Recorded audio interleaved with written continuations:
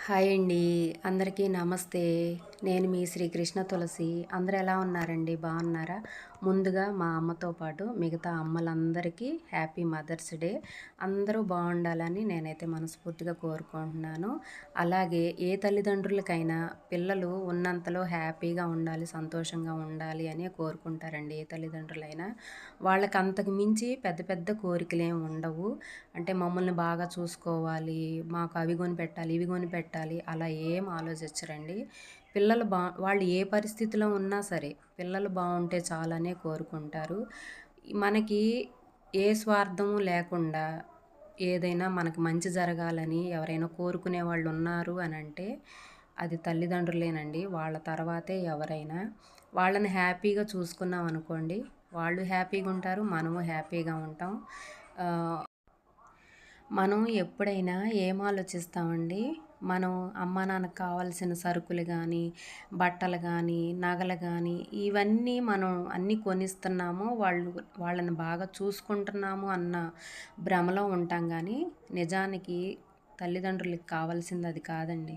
మనం పక్కనే ఉండి మాట్లాడటము, వాళ్ళతో టైం స్పెండ్ చేయటం, వాళ్ళకి ఏదన్నా అత్యవసరం అయితే మనం పక్కనే ఉండి చూసుకోవటము, వాళ్ళకి హెల్త్ బాగోకపోతే మనం పక్కనే ఉండి దగ్గరుండి చూసుకోవటం, అది చూస్తే చాలండి. వాళ్ళకి అదే హ్యాపీనెస్ అనమాట. అంతేగాని నగలు కొనిపెట్టాలి, బట్టలు కొనిపెట్టాలి ఇలాంటివి వాళ్ళు అసలు ఆలోచించరు.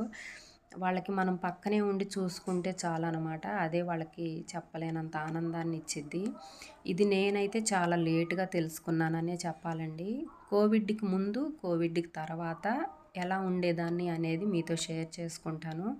కోవిడ్‌కి ముందేంటంటే అమ్మా నాన్నకి ఏదన్నా హాస్పిటల్‌కి వెళ్ళాలన్నా దగ్గరుండి తీసుకెళ్ళటం, వాళ్ళకి ఏదన్నా బట్టలు అవసరం అయితే కొనిపెట్టడం, లేకపోతే వాళ్ళకి ఇంకేదన్నా అవసరమైతే దగ్గరుండి చేసి పెట్టడం, ఏదన్నా తినేయి వండి పెట్టడం ఇలాంటివి చేసేదాన్ననమాట. నాకు నేనేమనుకునేదాన్నంటే మా అమ్మ నాన్నని నేను దగ్గరుండి బాగానే చూసుకుంటున్నాను, బాగానే కూడా కాదండి బాగా చూసుకుంటున్నానన్న భ్రమలో ఉండేదాన్ననమాట. నేనైనా అన్నయ్యోళ్ళైనా వాళ్ళకి కావాల్సినవన్నీ చేసేవాళ్ళం. అదే మేము బాగా చూసుకోవటం అనుకున్నాము. కానీ కోవిడ్ టైంలో మా పిల్లలు నిజంగా నాకు కళ్ళు తెరిపించారండి. నాకు సీరియస్‌గా ఉన్న టైంలో నాకు కోవిడ్ వచ్చి తగ్గి వాళ్ళు సడన్‌గా నాకు అప్పుడే నా పుట్టినరోజు రావటం, వాళ్ళు ఒకళ్ళకి తెలియకుండా ఒకళ్ళు నాకు సర్ప్రైజ్‌లు ప్లాన్ చేయటం, చిన్న ఫంక్షన్‌లా చేయటం చాలా చెప్పలేనంత ఆనందం వేసింది. ఏంటంటే ఆ నిమిషం నాకు అంత సీరియస్ కండిషన్‌లో కూడా నా పిల్లలు నాతోనే ఉన్నారు, వాళ్ళకి నేనే ప్రపంచం, నేనుంటే చాలు అన్న ఫీలింగ్ వచ్చిందనమాట. ఇంకా మా అమ్మ నాన్న కూడా అదే కోరుకుంటారు కదా నా నుంచి అన్న భావన అప్పుడు అర్థమైంది. ఇంక అప్పటి నుంచి ప్రతి సంవత్సరం మేము మదర్స్ డే వచ్చినా ఏదన్నా చిన్న చిన్న ఇట్లా ఫంక్షన్లు అట్లా చేసుకోవటం అయితే మొదలుపెట్టామన్నమాట. ఆ టైంలో చేసిన వీడియోనేనండి ఇది.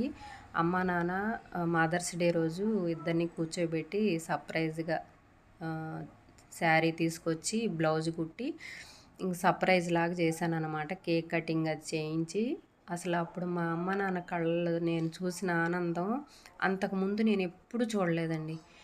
ఇంట్లో ఎన్ని ఫంక్షన్లు జరిగినా ఎన్నిసార్లు మేమందరం కలిసి చిన్న చిన్న ఫంక్షన్లాగా పిల్లల పుట్టినరోజులకు కానీ అందరం కలిసి సరదాగా వంట చేసుకొని తింటున్న అలాంటి సందర్భాలు ఎన్నో జరిగినాయి.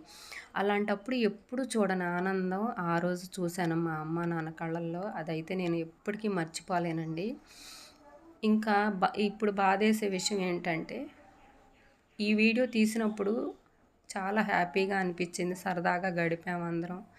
ఇప్పుడు ఈ సంవత్సరం నాన్న లేడు కదా, అందుకైతే కొంచెం బాధగా ఉంది.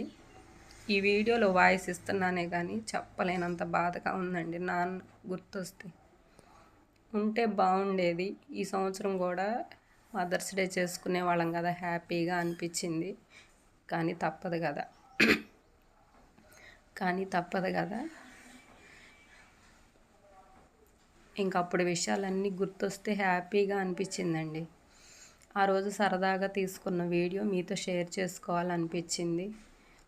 వీడియో నచ్చితే లైక్ చేయండి. నెక్స్ట్ వీడియోలో మళ్ళీ కలుద్దాం. మరొకసారి అందరికీ హ్యాపీ మదర్స్ డే అండి. హ్యాపీ మదర్స్ డే అమ్మ. నువ్వెప్పుడు హ్యాపీగా ఉండాలి, నిన్ను సంతోషంగా నేను చూసుకోగలగాలి అని నేను మనస్ఫూర్తిగా కోరుకుంటున్నాను. కోవిడ్ టైం మాత్రం మా జీవితంలో చాలా మార్పులు తీసుకొచ్చిందండి. నా పిల్లలకి నా మీద ఎంత ప్రేమ ఉందో తెలిసేలా చేసింది. ఇంకా మా అమ్మ నాన్నని ఎంత బాగా చూసుకోవాలో నాకు అర్థమయ్యేలా చేశారు మా పిల్లలైతే. కోవిడ్ వల్ల కొంత మంచి జరిగిందని అనుకోవాలి. ఇదండి ఈరోజు వీడియో. మీతో షేర్ చేసుకోవాలనిపించి షేర్ చేసుకున్నాను. నెక్స్ట్ వీడియోలో మళ్ళీ కలుద్దాం.